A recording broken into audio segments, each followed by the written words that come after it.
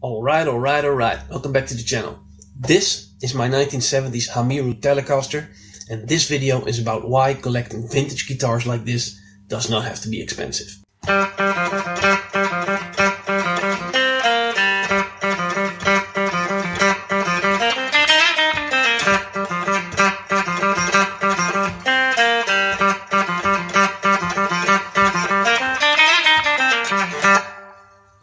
Now this guitar came to me in a pile of parts, which I traded for this one. And the great thing about this is, it took a lot of elbow grease, but I got it to work. I replaced the pots, gave the fretboard a leveling job, I worked on it, I changed basically nothing except for the pots. And the great thing about this one is, it sounds and plays like a Tele from the 70s. It is from the 70s, but the great thing is, because the headstock does not say Fender, you don't pay the big name prices, which makes it actually a really fun guitar to play. It's action. I got it to set up really low, just the way I like it, and that's actually what you need in a great guitar like this. Well, in the 70s something was going on. While heavy riffs and searing solos dominated the airwaves, the quality manufacturing of the classic instruments synonymous with the culture, guitars like Gibson's Les Paul and SG or Fender's Stratocaster and Telecaster, was significantly beginning to decline from a production standpoint. The careful attention to detail, superior parts and meticulous craftsmanship diminished, while their prices remained high. Harry Rosenblum, owner of Medley Music in Bryn Mawr, Pennsylvania, made his living selling handmade instruments. Sensing the domestic guitar market's turndown, however, Rosenblum's company, Elgar Guitars, became the sole North American distributor for Japanese guitar manufacturer Hoshino Gakiken. Hoshino began importing classical guitars from a small Spanish guitar maker named Salvador Ibanez in the 20s to sell in Japan, and went on to launch their own brand under the name Ibanez. Inspired by imported guitars in 1935, Rosenblum, sensitive to domestic hostility towards Japanese products, still prevalent in the 1960s, because they were racist at the time, used his brand name for his import guitars. In 1971, Hoshino became profitable enough to purchase Elgar Guitars from Rosenblum and officially changed their name to Ibanez USA. Ibanez achieved success when it began manufacturing copies of classic Fender, Gibson and Rickenbacker guitars in the late 60s. While Gibson and Fender guitars declined in quality, Japanese copies were at least visually marked on par with American originals. Although not built to the same specifications as their American counterparts, many of which sported bolt-on necks, inferior electronics and multi-piece plywood tops, the Japanese instruments were a utilitarian, had personality and were faithful to the original designs. They were quickly embraced by novice players and those who didn't want to shell out their hard-earned cash for a guitar of questionable quality. American guitar brands felt the hit. In addition to Ibanez, manufacturers started importing their own copies of the classics.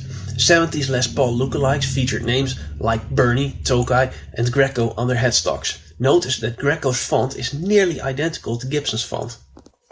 In 1977, Gibson's parent company filed a lawsuit against Ibanez, essentially the Hoshino Corporation, for copying their open book style headstock. The lawsuit was settled out of court and Ibanez replaced the headstock with a revised design. Ibanez ramped up the quality of its own designs, including set-in-neck copies of solid body and archtop guitars, but soon after it rolled out its own line of signature instruments like the Iceman and the Destroyer, which set the tone for the company-defining instruments of the 80s and 90s, a tone benefiting the international rise of heavy metal. Responding to the market's desire for lower-priced instruments, Fender opened its own Japanese plant in 1982. These Japanese Fender guitars are not lawsuit guitars, but they tend to be great high-quality instruments, and this also gave rise to the start of Squier. The great thing about collecting lawsuit guitars is that they're not as expensive as the name brand guitars like Fender and Gibson, but they are of similar or sometimes even better quality.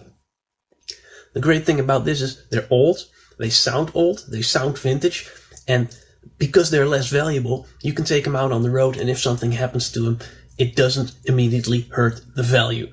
For instance, for resale.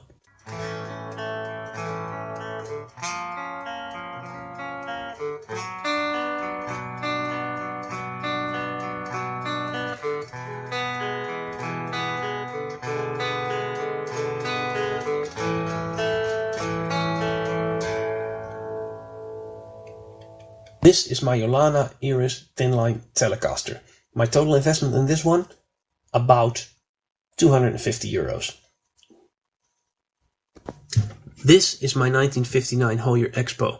Total investment, about 180. And this is my 1970's Hamiru Telecaster. I traded it for this one. And the great thing about this is my total investment hasn't gone up. It's still about €40. And I could sell this for about 200. So yeah, you can make money off it, but I don't. I prefer to play them live.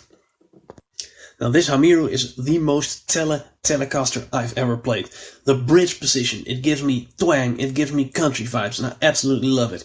The middle position is great. It's absolutely great for playing open chords, just the cowboy chords, the basic strumming stuff. And of course the neck position is great for lead. It has a 3-way switch, but more akin to like a Les Paul. It's a simple 3-way switch, but just not a blade style.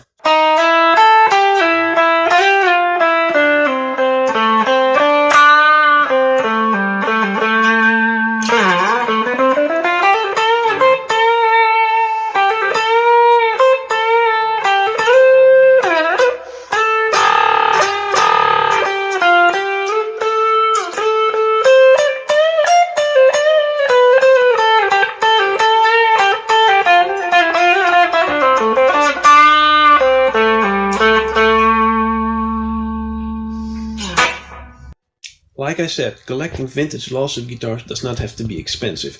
It just takes a bit of elbow grease to get them up and running again. As always, like, share and subscribe and help the channel grow. Thanks for watching. See you next time.